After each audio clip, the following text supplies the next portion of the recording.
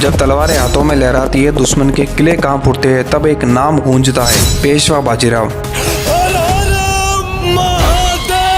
लेकिन क्या एक इंसान सिर्फ अपनी तलवार के दम पर आधा हिंदुस्तान जीत सकता है? ये शपथ है बाजीराव पल्लाड़ के। ये कहानी है उस महान योद्धा की जिसकी तलवार ने इतिहास लिखा। अब हम बात करेंगे पेशवा बाजीराव के बचपन और उनकी सफर की। एक योद्धा का निर्माण सिर्फ युद्ध के मैदान में नहीं होता, बल्कि उसके संघर्ष, संस्कार और सपनों में होता है। 22 अगस्त सन 1700 को पुणे के चाकन में एक ऐसा बालक जन्मा जिसकी तलवार की गूंज आने वाले कई सदियों तक इतिहास में सुनाई दी। पिता बालाजी विश्वनाथ मराठा साम्राज्य के पहले पेशवा थे। बाजीराव ने बचपन से ही अपने पिता को राजनीति और कूटनीति करते देखा। कहते हैं कुछ बच्चे अपनी किस्मत लेकर पैदा होते हैं, लेकिन बाजीराव ने अपनी किस्मत खुद लिखी। बालाजी विश्वनाथ ने अपने बेटे को सिर्फ तलवार चलाना ही नहीं, बल्कि राजनीति और नेतृत्व की बारीकियां भी सिखाई। बाजीराव ने युद्ध कला, घुड़सवारी और रणनीति में महारत हासिल की। उन्होंने छत्रपति शिवाजी महाराज की कहानियों से प्रेरणा ली। कम उम्र में ही युद्ध की जटिल रणनीतियां समझने लगे।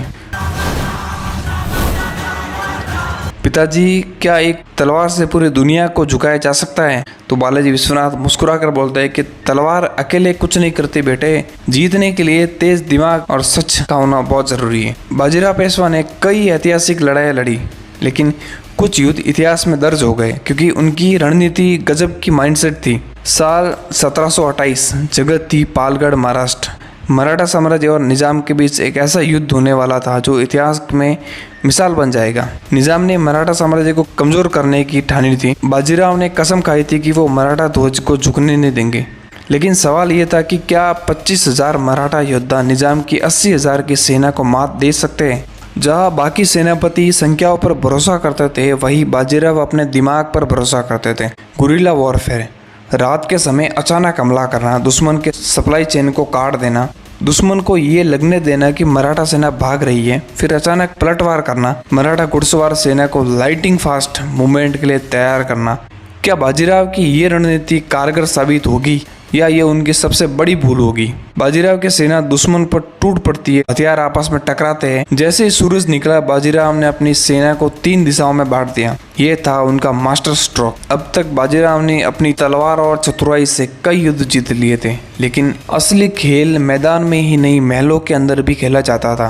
राजनीति और साजिशों ने हमेशा योद्धाओं का रास्ता रोका।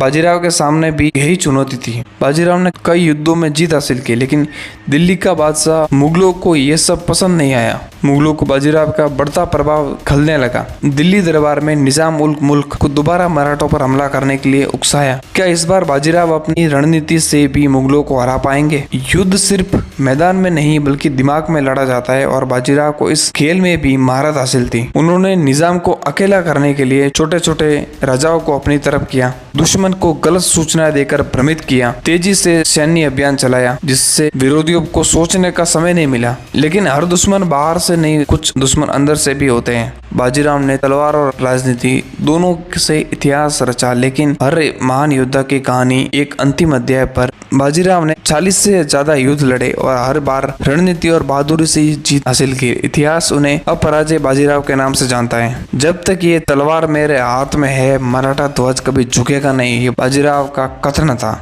लेकिन किस्मत के खेल को कौन टाल सकता था?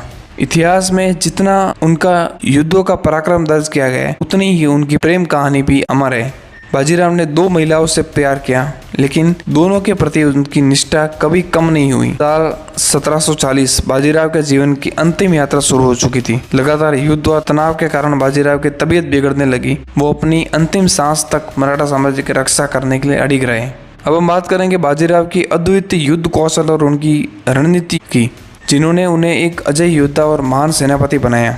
बाजीराव सिर्फ तलवारबाजी नहीं थे, बल्कि वो युद्ध नीति के जादूगर थे। उन्होंने हर लड़ाई में अपने दुश्मनों को चौंका दिया। इस भाग में हम सीखेंगे कि कैसे उनकी गुरिल्ला वॉरफेयर और राजनीतिक चतुराई ने मुगलों और निजाम बाकी दुश्मन को घुटने पर ला लिया।